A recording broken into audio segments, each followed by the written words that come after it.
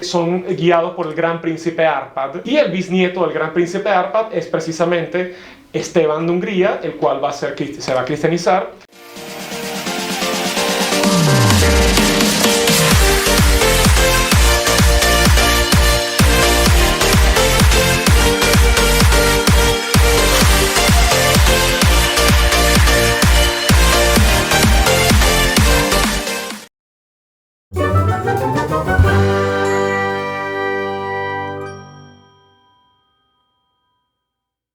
Un poco similar también a la de Venezuela, y se van a ir dando cuenta, cuando ustedes salen a la calle ven demasiada gente con demasiados tipos de cara diferentes, y se fijan también en los apellidos de la gente de acá.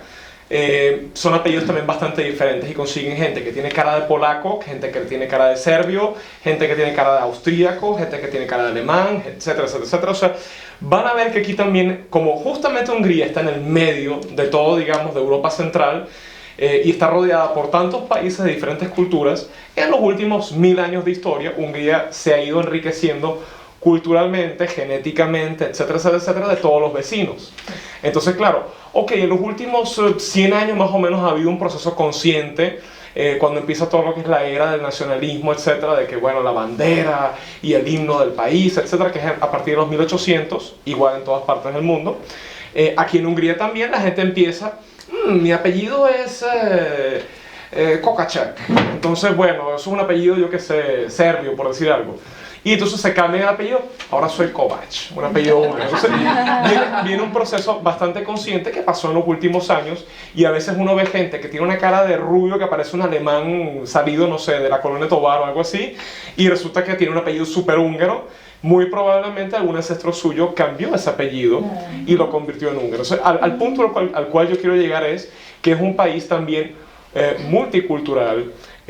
Uno ve muchísimos tipos de caras, o sea, decir, tiene cara de húngaro o tiene cara de húngara, es difícil decir eso, porque realmente hay muchas caras de húngaro y muchas caras de húngaras, dependiendo de dónde venga la familia originalmente. La gente, obviamente, en la época actual no tiene ni la más remota idea que tiene cara de polaco o cara de alemán o lo que sea, y se considera a sí mismo húngaro, etc.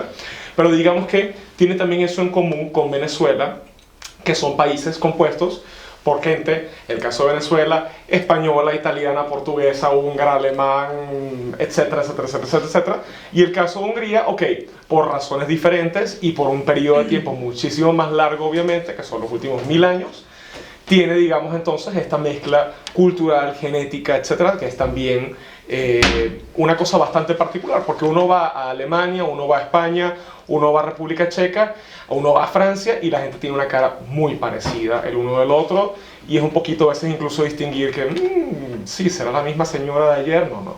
Entonces, claro, el caso de Hungría tiene básicamente esta gran diferencia cultural, genética, y bueno, por eso es el punto al que yo al que quería llegar, que muchísima gente ha llegado a Hungría de otros países vecinos en los últimos 500, 600, 1000 años, y han adoptado la cultura húngara y se han convertido en húngaros, se han sentido húngaros a sí mismos. Y mi mamá es húngara, mi abuela es húngara, o lo que sea, la persona va tomando lo que es la identidad local, y sí, se identifican con la bandera, se identifican con el país, se identifican con todo lo que es el estilo de vida y la cultura en sí, y la gente sencillamente, aunque se llame de apellido Fernández o González, pasa perfectamente a ser húngaro. O sea, es un proceso también bastante interesante, y ha pasado muchísimo. De hecho, hay una familia húngara que es la familia Hoyos, la familia Hoyos, y vinieron acá en los 1600, cuando vinieron los austríacos.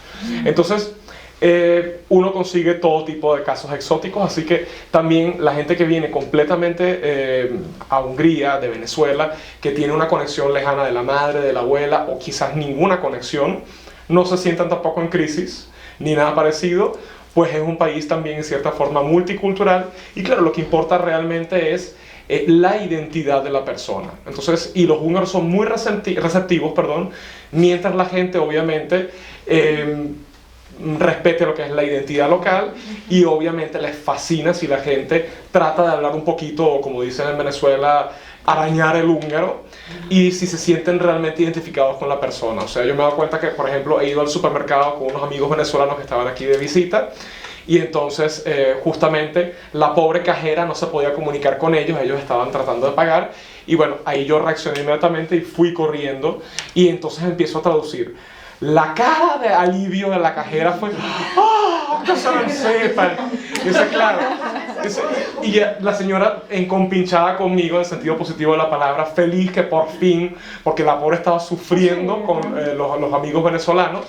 Y yo sé, claro, y le digo, pero yo soy también de Venezuela, pero de familia húngara. ¡Ay, qué maravilla! O sea, obviamente ya a ella ese punto no le interesa, o sea, se siente conectada con la persona, en este caso por el idioma, y por lo que es la actitud, etc. Y es muy importante también lo que es esa actitud positiva.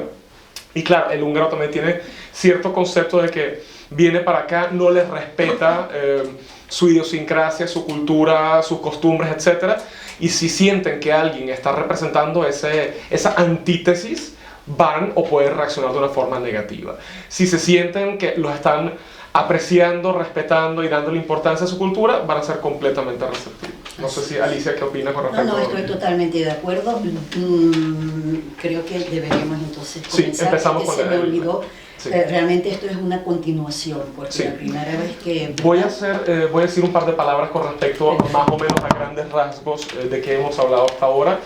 Estuvimos hablando desde lo que es la época de la llegada de los húngaros a la cuenca carpatiana. O de los magiares. O de los magiares, exactamente.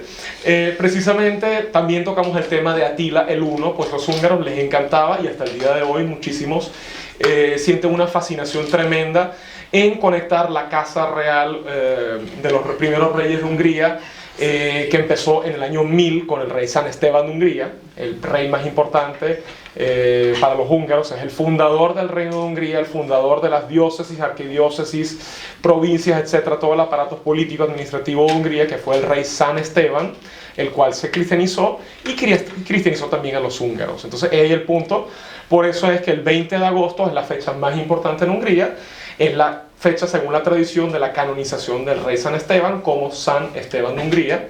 Y bueno, aquí no se trabaja, día libre, fuegos artificiales, no sé si ya me imagino varios de ustedes han estado acá y han visto lo que es la celebración del 20 de agosto, los que no ya la verán, y lo van a disfrutar muchísimo. O sea, es básicamente la fiesta más importante. Durante la época comunista, obviamente, como no se podía hablar ni de monarquía, ni se podía hablar de santos, ni nada, era la celebración de la fundación del Estado húngaro. O sea, obviamente le dieron la vuelta, pero aún así tampoco sacaron, digamos, de lo que es el calendario de fechas festivas. Y la fiesta de la Constitución. Exactamente. Y la fiesta de la... Y que sí, la fiesta de la Constitución. Así que bueno, le dieron la vuelta también. El hecho es que entonces los húngaros en realidad provienen de alguna región de Asia, entre Asia y Europa, no se sabe exactamente de dónde. Se han establecido muchísimas teorías. Realmente se cree que una región cercana a Mongolia, Otros se creen que es de Mongolia. Siberia.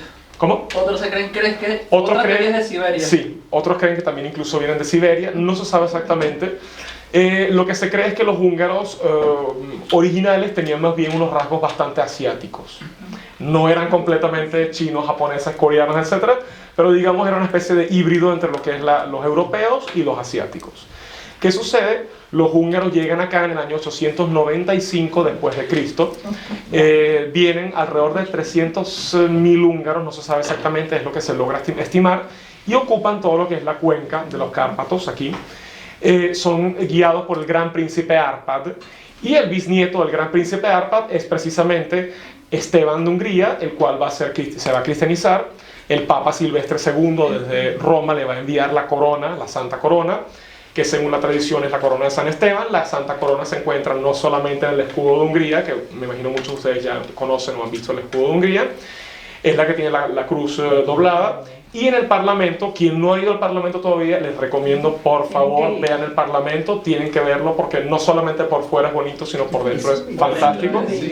Y bajo la cúpula principal está justamente custodiada la Santa Corona húngara.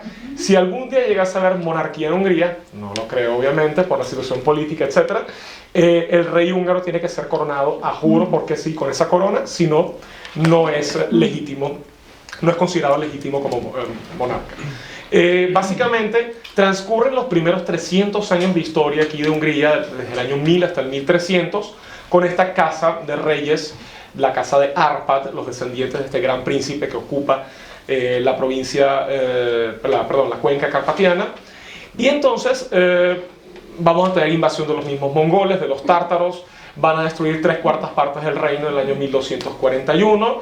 Hungría lamentablemente no tuvo mucha suerte desde ese punto de vista porque está justamente en la puerta de Asia y Europa. Y bueno, muy estratégico el sitio, pero al mismo tiempo muy peligroso también. Y también hemos tenido, como sabrán, hemos tenido invasión nazi, invasión soviética, y podemos seguir contando todo lo que ustedes se puedan imaginar, lo hemos tenido aquí, lamentablemente. Y bueno, el hecho es que entonces en el año 1303, si mal no recuerdo, ahorita quizás digo una barbaridad, es cuando fallece el último rey de esta casa real húngara, que es Andrés III de Hungría, Harmadik Endre, y él básicamente muere sin descendientes y la corona húngara pasa a una casa real extranjera. A los húngaros, que son muy patriotas ellos, ya ahí prácticamente al húngaro promedio le da algún clic y se queda completamente en trauma, que qué es eso, que la corona húngara pasa a manos de unos monarcas extranjeros. Eso así como que, bueno, no lo puedo computar bien. Quienes vienen aquí a reinar es una casa de reyes Anjou, de origen francés, pero que vienen de Nápoles. Se pueden imaginar, señores Macaroni, que llegan aquí entonces a Hungría a gobernar. Entonces es una especie de mezcla extraña porque siguen con toda su identidad de monarcas Anjou, descendientes de los franceses, de los reyes franceses y toda la cosa, pero ya están italianizados. Llegan entonces a Hungría.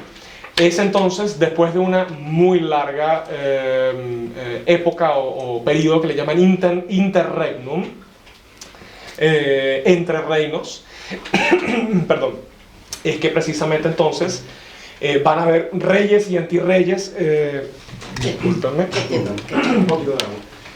Van a haber reyes y antirreyes y... disculpen. Aprovecho a meterme para concentrarme por allá. Gracias.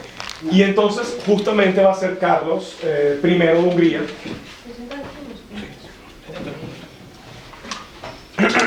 Perdón. Quien va a gobernar entonces. Y su hijo, Luis I de Hungría, llamado Luis el Grande, él va a gobernar en los años 1300. Y básicamente todo el siglo XIV en Hungría, la primera mitad es completamente, digamos, el reinado del padre de Carlos I de Hungría, que le llaman Carlos Roberto, Caroberto. O sea, realmente el nombre en italiano del señor era Caroberto, pero entonces aquí en Hungría lo han cambiado desde ya, incluso desde aquella época, a Caro y Rupert. O sea, han separado el nombre porque como en el húngaro no existe la palabra o el nombre Caroberto, entonces ellos decidieron llamarlo Caro y Rupert, Carlos Roberto de Hungría. Hay una avenida que se llama, una de las grandes, Caro Robert Körút. Es una circunvalación, Una, sí, que está en las afueras incluso de la ciudad. ¿No es el tranvía 1 justamente el que va por ella? Sí. ¿Lo saben? ¿No? Sí, gracias. Bueno, entonces precisamente esa avenida lleva el nombre en honor al rey Carlos Roberto I, Caroberto de Hungría, y él va a gobernar en todo lo que es la primera mitad del siglo XIV aquí. Se podrán imaginar, de pronto, Hungría estaba golpeada a finales de los 1200 o mediados de los 1200 por todo lo que fue las invasiones tártaras, etc. Estaba en crisis, los últimos monarcas no eran muy fuertes que digamos, y de pronto llega aquel refresh cultural tremendo, que es justamente la cultura italiana con la cultura francesa, y llega para acá a Hungría. El cambio que va a tener aquí en cuanto a las instituciones, absolutamente toda la cultura va a empezar como una especie de resurgir. Precisamente entonces, hijo de Carlos Roberto de Hungría, Caroberto, Luis, es llamado Luis el Grande. Ya se podrán imaginar, eso suena realmente súper, o sea, ya es el máximo de todo, Luis el Grande. Él incluso va a convertirse en rey de Polonia. Y entonces a los húngaros les encanta decir que esa es la época en la cual Hungría, ¿cómo es que era? Las orillas de Hungría eran lavadas por, ¿cómo era? El mar, por dos mares diferentes. Entonces, claro, porque al norte estaba... ¿Qué parte atrás está? Sí, o sea, que lo que era el territorio soberano húngaro llegaba por el Norte. por el Por el norte norte. al mar Báltico, Al Báltico. y por el sur Sur. el Adriático. Croacia. Esa- sí, señor. Sí. Era la Hungría grande, Sí. la que nosotros llamamos Mayor Rusa, No, que Mayor empezó a Rusa, sí. formarse, ¿ok? Era, o sea, realmente, bueno, ya lo dirás tú, pero era una potencia Sí. importante. Era muy dentro de importante en Europa. toda esta zona. O sea, todo lo que es en la Edad Media, Hungría era un país súper importante en todo lo que era la región aquí local, en toda Europa Central. Y precisamente también tenemos que ubicarnos en lo que es en la ortodoxia y el catolicismo. La ortodoxia giraba todo en torno a lo que era Constantinopla. Constantinopla, todavía Rusia estaba requete en pañales. Sí. Entonces era Constantinopla y Roma. Entonces tenían básicamente esta relación cordial, pero tú aquí y yo allá más bien. Entonces básicamente muy inteligente San Esteban, él cuando se convirtió al cristianismo se convirtió al catolicismo y ese punto realmente tiene una gran importancia, pues en la Edad Media lo que eran las diócesis y las arquidiócesis, el arzobispo y el obispo, no es que era el cura que está metido allá en su casa o lo que sea, eran jefes de Estado. Eran al mismo tiempo los que dirigían la provincia política, económica, administrativa y jurídicamente, o sea, no solamente que se encargaban de hacer la primera comunión a la gente y lo que sea, sino eran líderes militares, iban a la batalla vestidos con armadura. Cuando había que luchar contra los turcos, etc. El obispo fulano, el obispo mengano, e incluso, claro, obviamente a veces, incluso gente laica, que no estaba casada ni nada, era consagrada como obispo porque, por necesidad, porque era un guerrero, y era convertido en obispo. Entonces eran unas situaciones bastante extrañas. Hay, por ejemplo, Pablo Tomorí-Pal, en los 1400 aquí en Hungría. Él era laico, él nunca se casó, nunca tuvo hijos ni nada, pero era un guerrero fantástico, y él precisamente fue ordenado como sacerdote porque era necesario que se convirtiese en un arzobispo de Hungría, y fue a luchar a la batalla y era básicamente el líder militar excelente. O sea, estamos también, hay que ubicarse en unos contextos históricos completamente diferentes a los que tenemos nosotros ahorita desde el siglo XX o XXI. Y precisamente el hecho de que el tener el favor de Roma era muy importante. Si alguien era excomulgado, actualmente, está excomulgado, se divorció o lo que sea, o el Papa le dio la excomunión, X, no me importa. En esa época era muy importante, porque entonces su hijo no podía ser bautizado, no se podía casar, porque el matrimonio civil no existía, solamente había el matrimonio eclesiástico. Y si se moría, no le podían hacer sepelio, no podía hacer entierro eclesiástico. Así que el poder que tenía realmente la iglesia, tanto ortodoxa como católica, era súper ultra importante. O sea, que es imposible disociar todo eso y obviar tampoco toda esa parte. Entonces, ¿qué sucede? San Esteban escoge lo que es la Roma, escoge precisamente Roma, y se convierte entonces Hungría al catolicismo. O sea, cuando en el año 1000 San Esteban convierte a los húngaros al catolicismo, que tampoco no fue un proceso muy pacífico, se pueden imaginar. Así que el que no quiso convertirse al catolicismo y se aferraba demasiado a sus costumbres paganas, no le pasaba muy bien, no se la pasaba muy bien, que digamos. Así que de hecho hubo uno de los tantos líderes tribales húngaros en los años 1000 y 1010 que lo enterraron vivo con su esposa. Que le sacó el ojo, al Sí. primo que le sacó Sí. con Así que, hierro candente. sí, exactamente. Entonces, Y una pregunta, Sengelion, tengo entendido que fue o sea, es venerado acá porque fue uno de los sacerdotes que San Esteban ordenó para que ayudara a la sí, sí, organización. él era un obispo, sacerdote italiano, y estaba de paso por aquí. Esa Y leyenda entonces- de que- Misionario, esa leyenda- Galert, San Sí. Galert. Ajá. Sí, Y él se convirtió en un obispo de Chonad, y al mismo tiempo uno de los más grandes evangelizadores de los húngaros, mano derecha de San Esteban en ese punto Y de esa leyenda que en la colina de Gelier, donde está él con la cruz, fue el que lo metieron en un barril los bárbaros y lo tiraron y su cuerpo cayó. Pobre- Bueno, los bárbaros no. los paganos. Los que todavía no se habían... porque eso de bárbaros, con eso hay que tener un poco de Mucho cuidado. Los ¿Quiénes paganos. son los bárbaros? Los ¿Ok? paganos. Los que todavía no se habían cristianizado. Cristianizado. La oposición, por Los favor, paganos. la oposición. Claro. Os voy a decirle también los paganos. pues. Y porque no eran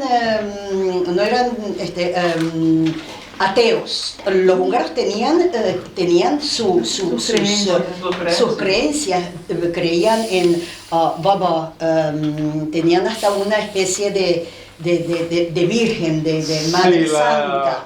A Boldogas, que todavía hoy le cantamos. Una deidad femenina, sí, como una especie de madre tierra. Sí, tenían, y todo ese mundo de repente, porque al primo Esteban se le ocurre que él ahora se quiere hacer amigo de los occidentales, porque ahí hay más, no sé qué es lo que él en ese momento pensaba. Obviamente que el poder estaba como en Occidente y no tanto en Oriente. Entonces pero el pueblo no fue tan fácil, había mucha oposición. Pero al final, obviamente que por más que sea, el poder lo tenía, y también creo que a los militares también los tenía él. Claro.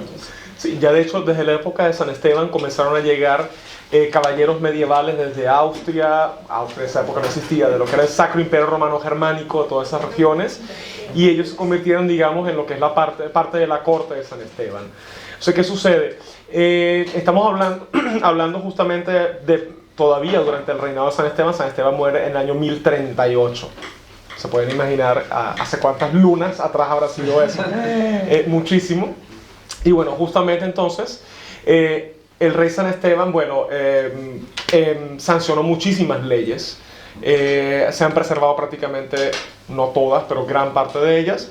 Y lo que decía justamente Alicia, en una de las leyes, por ejemplo, dice que está prohibido llevar ofrendas a piedras, a riachuelos, y adorar el sol y adorar no sé qué cosa. O sea, básicamente entonces no nos dan ninguna pista real de nombres, etcétera. Se cree que había lo que era un dios de la guerra también, y que había una deidad femenina como una especie de madre tierra, o sea... Así como la mitología griega, ¿verdad? Sí, pero lamentablemente no hay nada registrado. No hay nada registrado, o sea, lo que es lo fantástico, por ejemplo, incluso de lo que es la mitología germánica, que uno tiene a Odín, y uno tiene a Thor, y el martillo, y todo el cuento, y Freyr, y etcétera.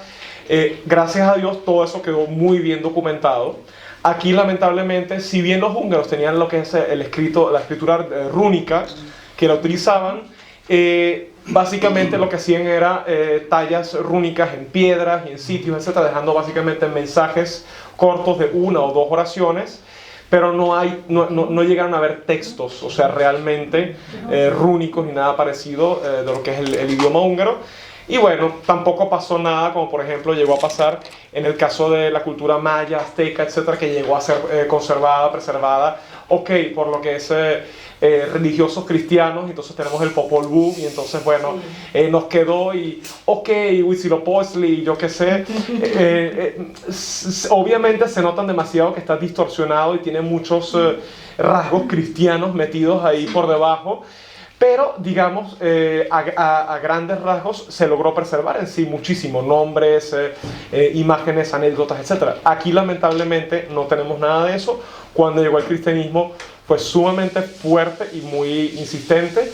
Si no hubiese habido cristianismo, muy probablemente, y eso es una conclusión a la que prácticamente todos los historiadores han llegado, Hungría no existiese, porque precisamente aquí en este caso se tiene que aplicar, o se aplica ese dicho, esa frase de que si no puedes con ellos tienes que unirte, porque tienes todo lo que es el Sacro Imperio Romano Germánico. Estamos hablando de parte de lo que es una parte de lo que es la República Checa, toda Austria, toda Alemania. O sea, es un imperio gigantesco, enorme, compuesto por pequeños condados, principados, ducados, etcétera, con un emperador. Y todos son cristianos, toda la gente es cristiana. Tienen los franceses más allá, tienen los ingleses más allá, tienen los croatas al sur, que ya son cristianos, tienen un pequeño reino los croatas. Entonces aquí, si tú no te conviertes, y los polacos, perdón, que en ese momento no tenían un reino, tenían todavía un principado, después fue ascendido, elevado al rango de reino. Y los checos tenían Bohemia, que era también un principado para esa época, todavía no era reino de Bohemia, posteriormente fue ascendido al rango de reino de Bohemia. Ahí el punto, que estábamos rodeados demasiado aquí en Hungría de vecinos cristianos, y prácticamente los húngaros eran los únicos que no eran cristianos. Entonces, ¿cuál es lo más común y lo más lógico? Los paganos tienen que ser eliminados. Y eso obviamente en esa época va con todas las religiones, bien sea la judía, la musulmana, la cristiana, etc. Si no es de nuestra religión y es hostil encima de todo, porque los húngaros para colmo, no es que eran pacíficos, peace and love, etc., sino solían atacar, siempre estaban a caballo, una cultura muy ligada a lo que es a la imagen del caballo. Sí. Eran seminómadas, o nómadas de hecho, o sea, llegaron a ser seminómadas cuando se asentaron en esta zona. Precisamente ahí el punto, que los húngaros hacían hacían incursiones en los reinos y países y territorios vecinos, robando, saqueando, quemando, etc. Exactamente igual que los vikingos o que los mismos hunos. Y de hecho se cree que el término húngaro viene precisamente de que, como en el caso de que Venezuela es la pequeña Venecia, Venezuela, los húngaros son los pequeños hunos, los hunos, porque venían en menor cantidad y representaban un peligro menor, pero ya cuando los húngaros empezaron a atacar a todas estas zonas, les dio 1 y 2 infartos a todos los vecinos, porque dicen, oh por Dios, otra vez, los descendientes de Atila, y eso obviamente reforzó muchísimo lo que es la identidad de los húngaros para ligarse a sí mismos con los hunos y con Atila en sí. Entonces, y los otros. Y bueno, precisamente ahí el detalle, que los húngaros o se cristianizaban o pasaban a mejor vida. Entonces, de esa forma, lo que es la cultura húngara, la gente húngara, etcétera, lo que es en sí, el Estado húngaro, si se puede utilizar esta palabra, que en realidad es muy atrevido de mi parte, se logró preservar precisamente. Entonces, y pasamos a ser vecinos y a estar compitiendo con los vecinos, incluso cultural, políticamente. Y bueno, un punto interesante, cuando en toda la región, región, estoy hablando de Sacro Imperio Romano Germánico, Reino de Polonia, Reino de Bohemia, que es lo que es la actual República Checa, y Hungría, justamente siempre que había alguien que aspiraba al trono de Hungría, de Polonia o República Checa, donde iban a vivir fijamente, o sea, perennemente, aquí en Hungría. O sea, básicamente, si tenían que enunciar sus títulos, así igual que lo que es en la diplomacia actualmente, que hay países que tienen, digamos, un rango, los pasaportes, etc., y tiene que mencionarse, obviamente, es una serie de digamos, reglas bastante complejas, en orden de importancia de mayor a menor. Lo mismo pasa también con todos estos títulos de los reyes, etc. Siempre, si alguien era rey de Polonia, de Hungría y de...